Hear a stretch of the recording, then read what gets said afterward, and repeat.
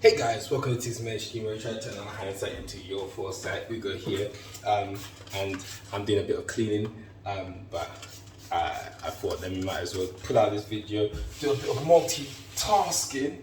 But yeah, but today I want to talk to you guys about the ABCs of financial literacy or ABC of finances and stuff like that.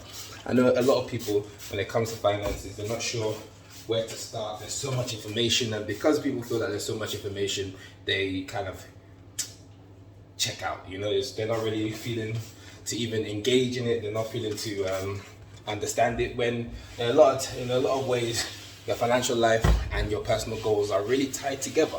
Ooh, almost missed the spot there. And so today I'm going to talk to you about the ABCs. And as you can see, I'm doing this on the fly, so there's going to be minimal editing and all that kind of stuff. But progress over perfection, you get the information, you ensure it. So when I say ABCs, I'm not going to go too in depth in them. But A, I classify it as accumulation. Well, accumulation slash assets. So when it comes to finances, ultimately you want to be gaining more assets than liabilities, and assets is anything that either increases in value or brings value to you, whether that be a business or whatnot, cash, property.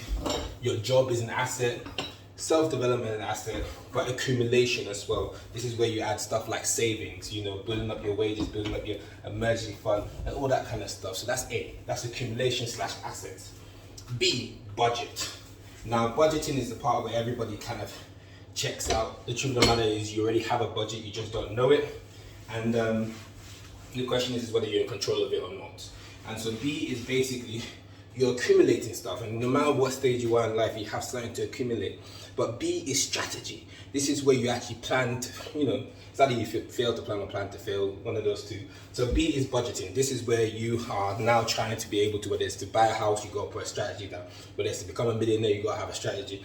Whether you want to, retire, go on holiday, all those kind of things. You want to bring structure, and you want your goals to align. Your money should be aligning to your goals. The way you spend your money and your time are the two things that are most important. So budgeting your money and budgeting your time in the same thing are the most two important things that will give you the most ROI.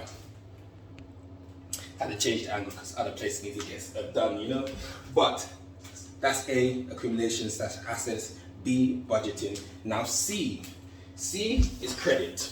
Now in this, I put it as credit because it's simple, and under it, you're thinking about your credit score, you're thinking about credit card, you're thinking about debt, you're thinking about mortgages, any products when it comes to, in terms of credit. This is where you also think about tax, and basically when they say tax credits, and basically looking at the tools that are out there for you to actually, get ahead or go behind, or how do you basically manage your life and manage how the situation is now. So what tools are out there? So credit, such as your credit scores, things that are out there already. So unfortunately, it is what it is. You have to get credit to get a credit score.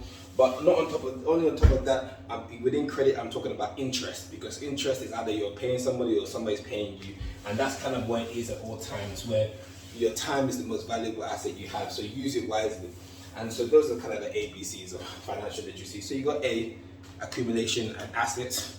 B, budgeting. This is your strategy. And C, credit. And in credit, it's terms of credit score, what credits are out there.